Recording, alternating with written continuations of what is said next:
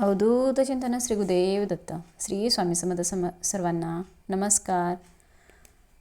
तुम्ही जर का गुरुपौर्णिमेनिमित्त गुरुचरित्र पारायण करत असाल किंवा इतर कोणत्याही वेळी हे पारायण करत असाल तर बघा, पारायण करताना 7 दिवस आपल्याला जेवणाचे जे नियम आहेत ते पाळायचे आहेत. मग कोणते नियम पाळायचे आहेत, कोणते नियम पाळून आपण हे पारायण करायचं आहे, याविषयीची माहिती आपण आजच्या व्हिडिओमध्ये बघणार आहोत. त्यामुळे व्हिडिओ कुठेही स्किप न करता शेवटपर्यंत नक्की बघा. हे पारायण करताना जेवणाचे कोणते नियम पाळायचे याविषयीची डिटेल्समध्ये माहिती दिलेली आहे. नवीन असाल चॅनेलवरती तर चॅनेलला लगेच सबस्क्राईब करा आणि कमेंटमध्ये श्री स्वामी समर्थ लिहायला विसरू नका.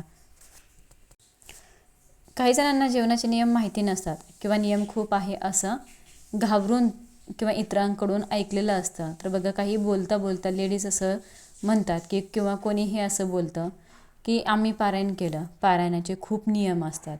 हे ऐकूनच जे नवीन सेवेकरी आहेत, जो नवीन स्वामी सेवेकरी आहे, हे पारायण करत नाहीत.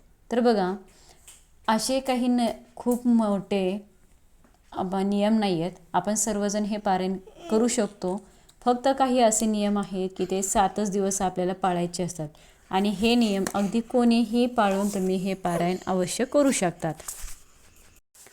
सर्वात महत्त्वाचं म्हणजे हे पारायण मांडणी कशी करायची, गुरुचरित्र पारायण कसे करावे याविषयीचे व्हिडिओ आपल्या चॅनलवरती लवकरच अपलोड होतील, तर ते तुम्ही बघू शकतात. तर बघा, पारायण करत असताना जेवणाचे नियम काय. आपण ज्यावेळेस हे पारायण करतो त्यावेळेस आपल्याला जास्तीचं जागरण करावं लागतं. सकाळी लवकर उठावं लागतं, त्यामुळे आपल्याला ॲसिडिटी होते. जास्त जेवण केल्यामुळे आपल्याला आळस येतो. काही पदार्थ असे असतात की त्यामुळे आपल्याला खोकला किंवा त्यामुळे आपल्याला आळस येऊ शकतो, जांभळी येऊ शकते, झोप लागू शकते किंवा आपल्याला गॅस होऊ शकतो. त्यामुळे असे काही नियम दिले आहेत की हे नियम फक्त आपल्याला 7च दिवस पाळायचे आहेत. जास्त दिवस नाही, फक्त 7 दिवसच नियम पाळायचे आहेत. गुरुचरित्र पारायणाच्या काळामध्ये काही विशिष्ट जेवणाचे नियम पाळले जातात. मुख्यत्व म्हणजे बघा, पारायणाच्या काळामध्ये साधे आणि सात्विक आहार घ्यावा. तसेच विशिष्ट पदार्थ आपल्याला खाणे टाळायचे आहेत. आता जसं की पारायण करत असताना आपण काय खायचं, जर का पारायणाच्या काळामध्ये आपल्याला उपवास असेल तर काय करायचं. तुम्ही उपवासाच्या दिवशी उपवासाचे पदार्थ जसे की शिंगाडा पीठ, बटाटे, रताळे, साबुदाणा, राजगिरा तुम्ही हे खाऊ शकतात.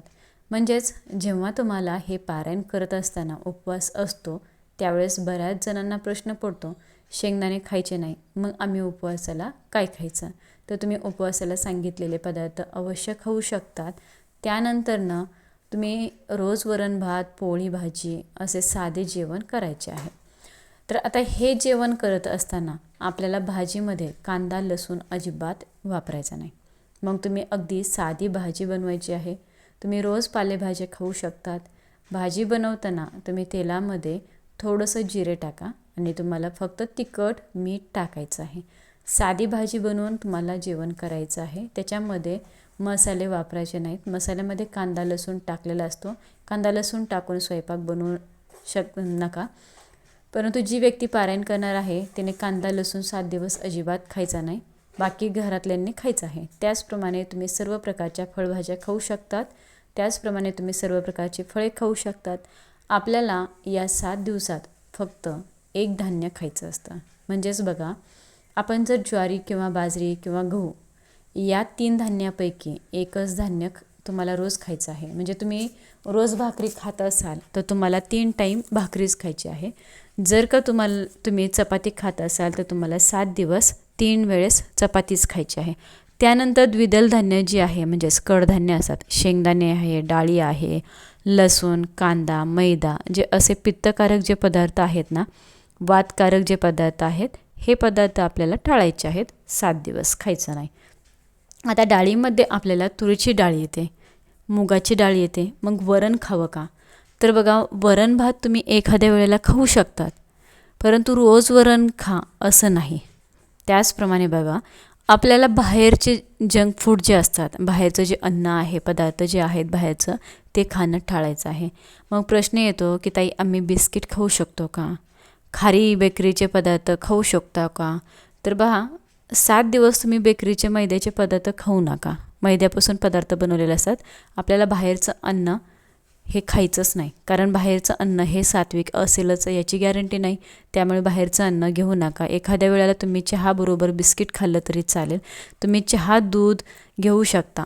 त्याचप्रमाणे बघा, आपल्याला या पारायणाच्या काळामध्ये परान्न वर्ज्य आहे. म्हणजेच परान्न म्हणजे दुसऱ्याच्या घरचं शिजवलेलं अन्न खायचं नाही.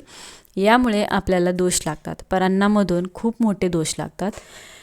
किंवा कधी विटाळाचं असतं, कधी सुतकाचं असतं, कधी सोयरेचं असतं, आपल्याला माहिती नसतं. त्यामुळे आपण बाहेरचं परान्न हे वर्ज्य करायचं आहे. 7 दिवस अजिबात घ्यायचं नाही. त्याप्रमाणे पारायण करत असताना आपल्याला सोयरं सुतक असेल त्यांच्या घरी जायचं नाही, किंवा अंत्यविधीच्या ठिकाणी देखील आपल्याला जायचं नाही आहे.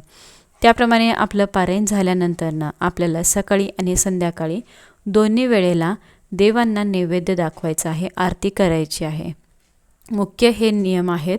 या व्यतिरिक्त जर का तुम्हाला काही प्रश्न असतील तर तुम्ही मला कमेंट करून नक्की विचारू शकतात.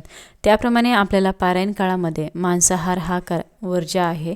घरात देखील तुम्ही मांसाहार करायचाच नाही. घरातल्यांना देखील तुम्हाला सांगायचं आहे की 7 दिवस मांसाहार हा करायचा नसतो. त्याप्रमाणे या पारायण काळामध्ये 7 दिवसात तुम्हाला काळे वस्त्र घालून तुम्हाला सेवेला बसायचं नाही आहे. काळे वस्त्र टाळा. अडचणी असतील, प्रश्न असतील तर कमेंट करून विचारू शकतात. शेवटपर्यंत व्हिडिओ बघितल्याबद्दल सर्वांचं मनापासून आभारी आहे. सर्वांना श्री स्वामी समर्थ. धन्यवाद.